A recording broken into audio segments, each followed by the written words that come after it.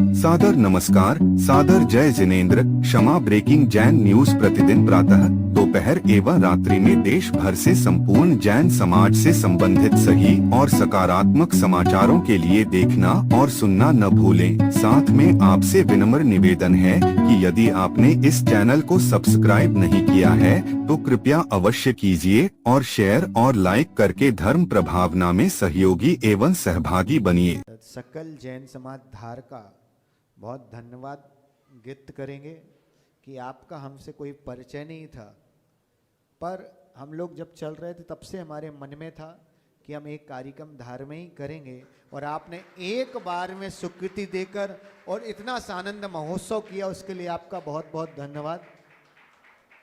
और जैसे माँ आप चावल बनाती हो ना, उसमें से कोई चीज़ बनाते पका हुआ देखते तो एक दाना अपन ऐसा दबा के देखते, उससे पता चल जाता है कि पका हुआ है।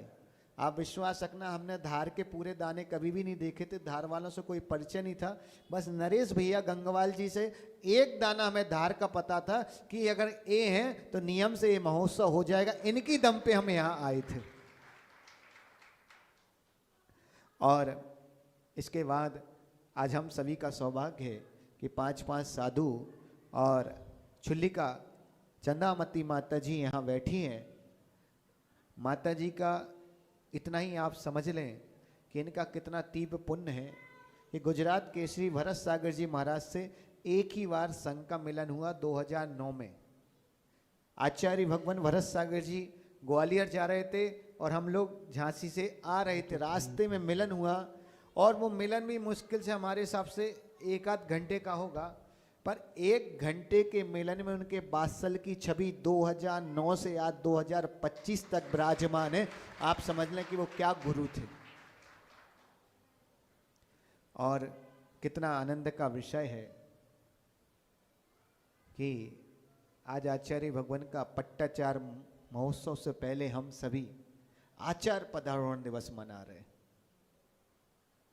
आप देखें, आचार्य विशुद्ध सागर जी गुरुदेव का, परम पूज्य आचार्य गुरुदेव विशुद्ध सागर जी महाराज का आचार्य पद 31 मार्च को 2007 में जिस दिन हुआ, उस दिन क्या था? महावीर जयंती थी। याद रखना, उस दिन हमारे युग के शासन नायक भगवान महावीर का जन्म था। तो इस युग के सुत के परायण, सुत को आगे बढ़ाने वाले सुत परंपरा के आचार्य भगवान विशुद्ध सागर जी का आचार्य पद हुआ।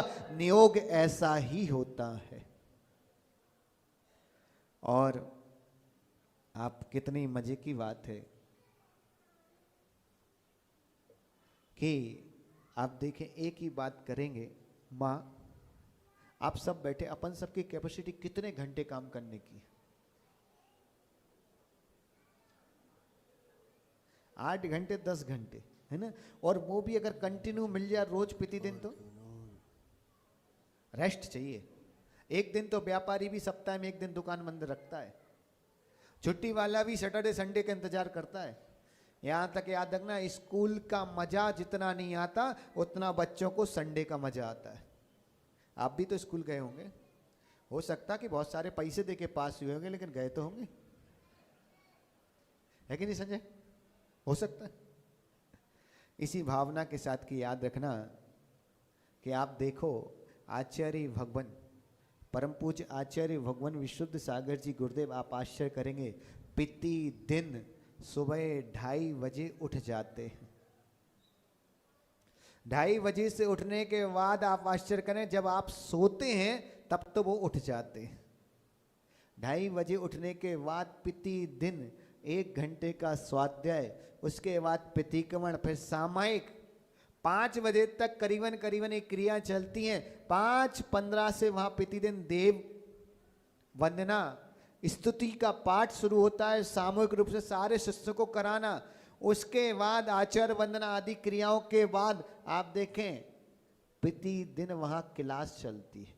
क्लास के बाद वो शुद्धि के लिए जाते, ऐसा नहीं कि वहीं शुद्धि के लिए पद विहार करके करीबन बाहर प्रासुक भूमि पे शुद्धि पे जाना, शुद्धि से वहां से वापस आते, शुद्धि से वापस आने के बाद भगवान जिनेंद्र के दर्शन, अभिषेक, शांति धारा कराने के बाद आप देखें वहां भी सांस नहीं लेते, उसके बाद माँ 7:30 से 8:30 के बीच में करीबन 5 क्लासें चलती हैं। उसके बाद 8:30 से प्रवचन। आज तक आप आश्चर्य करेंगे, आज तक के रिकॉर्ड में जिस दिन से आचार्य श्री प्रवचन कर रहे, एक भी प्रवचन उनने इधर उधर की बात नहीं की। पिति प्रवचन में आगम ग्रंथों की गाथा पे ही प्रवचन किया है। यहां तक कि सामूहिक सभा हो तहां, या जैन सभा हो वहां, या पंचकर्णक प्रतिष्ठा महोत्सव चल रहा हो वहां भी आज तक के रिकॉर्ड में आप आश्चर्य करें कि 91 से लेके 2025 हो गया, आज तक एक प्रवचन व्यर्थ का नहीं हुआ, केवल जनमाणी के ऊपर ही उपदेश किया है। उसके बाद आहारचर्या के बाद आके इरियापद भक्ति। और आप देखें इरियापद के बाद 25 साधु 30 साधु रहते हैं विराजमान संघ में हमेशा। आप देखें उनमें से एक एक का पूछना कि आहार कैसा हुआ। पूछना अकेला नहीं, सुबह पूछा। आप पिति दिन अगर किसी व्यक्ति से पूछे तो आप भी कंफ्यूज हो जाते आज किसका क्या है। उसके बाद पूछने के बाद याद रखना उनके दिमाग में सेट होता कि आज इसका अंतराय हुआ है, आज इनका उपास था, आज इनका ऐसा था। उसके बाद गुरुदेव अपने कमरे में जाके सामायिक करते। 1:30 बजे से 2 बजे तक स्वतंत्र अध्ययन करना, 1 सेकंड भी दोपहर में कभी सोते नहीं। 2:30 बजे से 3:30 बजे तक फिर संघ के ब्रह्मचारी साधुओं की क्लास चलती। 3:30 बजे से 4:30 बजे तक सामूहिक स्वाध्याय होता है। अब आप देखना 4:30 से धूप का, अगर गर्मी का समय है तो 5 बजे ठंडा होता, तो शुद्धि के लिए जाना तो वो 4:30 से 5 का मिला तो ऐसे नहीं गप्पे लगा ले, उसमें भी क्लास लेते। और आप देखें उसमें क्लास लेने के बाद आश्चर्य की बात देखें, शाम को शुद्धि जाना, शुद्धि के बाद आकर भगवान जिनेन्द्र के देव दर्शन आदि करने के बाद पितिक्रमण करना। सामूहिक पितिक्रमण के बाद जो सुबह पूछा था ना कि आज इसका अंतराय इसका, वहाँ ब्रह्मचारी भैया जो सावक है, जो अच्छा शोधन कर सकते युवाएं, उनकी ड्यूटी लगाना कि भाई इन महाराज जी के साथ आहार के लिए जाना। हमें खुद इस बात का आश्चर्य लगता है कि आप आश्चर्य करेंगे वो व्यक्तित्व केवल 2 अन्न लेते हैं आचार्य विशुद्ध साहब। कितने?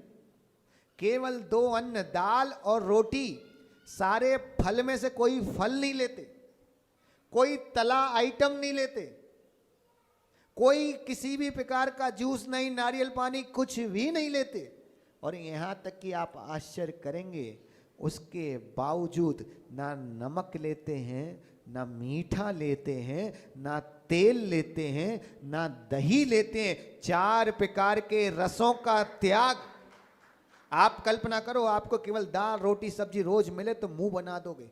वो प्रति दिन ऐसा भोजन करने के बाद, और यहाँ तक कि ये नहीं कि जिसमें से होता, देखो स्वाभाविक होता है कि कुछ लोग अच्छा आहार कराना जानते, कुछ एक्टिव नहीं हो पाते। तो याद रखना एक्टिव ब्रह्मचारी भैया जितने हैं उनको अपने संघ के साधुओं के साथ ड्यूटी लगाते, और जिसको कुछ नहीं बनता उसको अपने साथ ले जाते। लोगों को लगता कि भाई आचार्य 2 ब्रह्मचारी ले गए। याद रखना कभी भी 2 ब्रह्मचारी, एक ब्रह्मचारी अपने साथ नहीं रखते। इसलिए रखते कि भाई इसको नहीं बनता, हमारा गड़बड़ हो जाएगा, चल जाएगा, लेकिन हमारे निमित्त से किसी साधु का आहार गड़बड़ नहीं हो जाए। ये उनके अंदर साधु भक्ति है। यहाँ तक कि आप आश्चर्य करो, ये सारी क्रिया करते करते 7 साढ़े 7 की प्रोसेस हो जाती। 7:30 से 8:30 उसके बीच में, ठीक 7:30 से थोड़े पहले सारे ब्रह्मचारी भैयाओं को समय देते, किसी को कोई तकलीफ तो नहीं। 5 मिनट में सबसे बातचीत करना, पूछना। उसके बाद वो सामायिक करते। सामायिक के बाद 8:30 से 9:30 बजे तक स्वाध्याय करते। स्वाध्याय के बाद 9:30 बजे भैयावृत्ति। और क्या भैयावृत्ति, हकीकत बताऊं, जो साबक ने भैयावृत्ति की होगी उनके हृदय से अगर एक बार पूछोगे तो उन्हें भी विश्वास हो जाएगा हमने भैयावृत्ति कम उपसर्ग ज्यादा किया। एक एक व्यक्ति ऐसा हाथ पकड़ा है, 9:30 से 10:30 बजे तक ऐसे हाथ करके लोग पकड़े रहते हैं, पैर पकड़े हुए। आप कल्पना करो 1 घंटे तक कोई आपके ऐसे हाथ रख के क्या पीड़ा होगी। उसमें एक एक हाथ पे 20-20, 25-25 लोग टूटते हैं। और विश्वास रखना हमने हजारों बार देखा उनके पैर में, आप कभी निशान देखना, 2-4 दिन में एक हाथ की अंगूठी या एक हाथ का नाखून लग जाता है। लेकिन आज तक उन्होंने मना नहीं किया कि किसी को पैर मत छूने दो या किसी को कुछ मत करने दो। वो हमेशा बोलते हैं कि मेरे में इतनी सामर्थ्य नहीं कि मैं सावक को साधु के दर्शन के लिए अंतराय डाल सकूं। याद रखना है ये सामर्थ्य। 10:30 बजे सैनिक भैया टीके वैद साहब आपने तो देखा 10:30 बजे जाके सोना, और 10:30 बजे सोने के बाद गर्मी का समय हो सकता नींद आए नहीं आए, मच्छर हो, और आप आश्चर्य करेंगे, पूरे जीवन पर्यंत कितनी भी ठंडी पड़ती हो, एक चटाई लेते हो वो भी लकड़ी की। विश्वास रखना, साधु जीवन का अगर सबसे बड़ा ठंडी का कोई कष्ट है तो लकड़ी की चटाई यूज करना। उसको सिर ढको तो पैर खुल जाते, और पैर ढको तो सिर खुल जाता। मूर्ति नहीं है। उसके बावजूद केवल आप देखें 10:30 से 2:30, समझ रहे हैं आप, 3.5-4 घंटे की नींद, दिन भर नींद नहीं लेना। विश्वास रखना, इसी चर्या का फल है कि याद रखना उन्हें इतनी निर्दोष चर्या की है। इसका ही फल है कि आचार्य विराग सागर जी 250 में केवल विशुद्ध सागर जी को पट्टाचार घोषित करके गए हैं। आप सबको भी कभी कभी, आप सब भी मोबाइल व्हाट्सएप चलाते हो, सब सावक देखते मोबाइल व्हाट्सएप चलाते हो, देखते आचार्य विशुद्ध सागर जी का फरवरी में 2 पंचगणक, मार्च में 3 पंचगणक, अप्रैल में फिर 1 पंचगणक, जे पंचगणक। फिर लोग बात करते, महाराज बहुत चलते, पता नहीं कितनी पड़ी उनको, कितनी पड़ी पंचगणक कराने की। ऐसा हम लोगों के मन में भी आता है, क्योंकि हमें भी उनके साथ चलना पड़ता था। वो तो ठीक चल रहे थे, लेकिन हम लोग की हालत खराब होती थी। तब हम लोग एक दिन पूछ रहे थे, जब गुरुदेव ने जो शब्द कहे ना, उस दिन लगा कि हम सौभाग्यशाली हैं कि हमने मुनि दीक्षा के लिए नहीं ली, उसमें भी परम सौभाग्य कि हमने आचार्य विशुद्ध सागर से दीक्षा ली है। आप आश्चर्य करोगे, श्रेयांश भैया उनने क्या बोला, सैनिक भैया उनके शब्द थे, आचार्य भगवान के शब्द थे। हमने पूछा गुरुदेव इतना चलते लोग आपके बारे में बोलते कि कितनी नाम की पड़ी है, कितनी प्रतिष्ठा की पड़ी है, ख्याति की पड़ी है। तब उनने पता क्या बोला था, याद रखो हम इतना चलते, तुम सबको लग रहा है कि इस चीज की पड़ी है, याद रखो जो हमारी मूर्तियां तोड़ी गई, हमारे मंदिर जलाए गए, हमारे ग्रंथ जलाए गए, वो लोग भी तो जलाने के लिए चल रहे थे ना, वो भी तो चल के गए जलाने के लिए। जब वो इतनी मेहनत जलाने के लिए कर सकते हैं, तो हमें मनुष्य पर्याय में साधु बनने के बाद उनको स्थापित करने के लिए इतनी मेहनत नहीं कर पाए, तो साधु पनाई किस काम का। और ये याद रखना, हमें किस मन से भी उन साधुओं से कहना चाह रहे जो बोलते ना कि विशुद्ध सागर जी को नाम की पड़ी है। अगर नाम की पड़ी होती ना, कभी 1 महीने आचार्य विशुद्ध सागर जी के साथ रह के देख लो, पता चल जाए कि ये नाम की पड़ी है कि जिन शासन की पड़ी है। वो व्यक्तित्व हमने अपनी आंखों से देखा, कितना भी कष्ट हो, कितनी भी पीड़ा हो, 104 बुखार में भी उस व्यक्तित्व की ये सामर्थ्य को प्रतिदिन प्रवचन करने जाते। लोगों को लगता है कि प्रवचन का पढ़ा है, वो हमेशा बोलते हैं कि एक प्रवचन करूंगा, भाई प्रवचन ग्रंथ के रूप में निकलेगा। मेरे निमित्त से, मेरे शरीर के कष्ट के कारण एक दिन एक आगम की गाथा छूटनी नहीं चाहिए। वो गाथा का जो प्रचार होगा उससे ही तो कर्म नजरा होगी। याद रखना, उनको जिनवाणी की पड़ी है, लेकिन जिनको दिखता नहीं उनको लगता है कि उनको प्रवचन की पड़ी। जित सामर्थ्य आप बताऊं, आप सबको आश्चर्य होगा, आज तक आचार्य भगवान विशुद्ध सागर जी गुरुदेव के करीबन 23 लाख ग्रंथ प्रकाशित हो चुके, लेकिन आप आश्चर्य करोगे उनको आज तक, उनकी निष्प्रयता का प्रमाण, उनको आज तक ये नहीं पता कि कौन सा ग्रंथ किस प्रेस से छपा। उनको ये नहीं पता कि कौन ग्रंथ को प्रकाशन करा रहा है। यहां तक कि बताऊं, कई डायरियां तो ऐसी हम लोगों के संग में आने के बाद उपलब्ध हुई कि आचार्य जी ने लिखी और लिखने के बाद मंदिरों में छोड़ के चले गए। उन्होंने कभी किसी सावक से, हम पूरे भारत की समाज को नहीं, पूरे विश्व की समाज को चैलेंज कर, एक व्यक्ति खड़ा हो जाए जो बोल दे कि आचार्य विशुद्ध सागर जी ने हमसे पैसे की बात की हो। इतनी निष्प्रयता साधु, हम कह रहे पूरे भारत में इकलौता साधु है। आप समझे, 23 लाख ग्रंथ किसको कहते। अगर रख देना मौसम भाई, रख दिया जाए तो तुम्हारी धार की धर्मशाला छोटी पड़ जाए, इतने ग्रंथ उनके प्रकाशन हो चुके हैं। लेकिन आज तक किसी से 1 रुपए की बात नहीं करना, ये उनकी निष्प्रयता। आप क्या समझ रहे। इसलिए याद रखना, ऐसे गुरु का हम सबको महोत्सव, और कितना सौभाग्यशाली हो धार वाले, तुम लोगों को तो ये भी नहीं पूछने की जरूरत है कि पट्टाचार महोत्सव में रुकने की व्यवस्था क्या होगी। तुम उसे एक्टिवा से भी जाओगे तो पहुंच जाओगे, 4 व्हीलर तो चलो, एक्टिवा से भी जाओगे तो भी पहुंच जाओगे, पैदल की बात नहीं कर रहे। वो तो हमारे भाग्य में इतना सौभाग्य तुम्हारा कहाँ है। इसलिए याद रखना, इसलिए नहीं, हम सच कह रहे हैं। हम तो माता जी से भी निवेदन करेंगे और जितने महाराज मिल रहे सबसे निवेदन करेंगे। हम एक ही बात बोल रहे हैं कि कोई भी सावक ये नहीं सोचे कि आचार्य विशुद्ध सागर जी का पट्टाचार महोत्सव हो रहा है इंदौर सुमति धाम में, मनीष सपना गोदा और समस्त गुरु भक्त परिवार बैस साहब बैठे, सारे इंदौर निवासी जो ये महोत्सव कर रहे हैं, विश्वास रखना आचार्य विशुद्ध सागर जी का पट्टाचार महोत्सव हो रहा है तो उसके लिए केवल वे पहुंचे जो आचार्य विशुद्ध सागर जी को मानते हैं।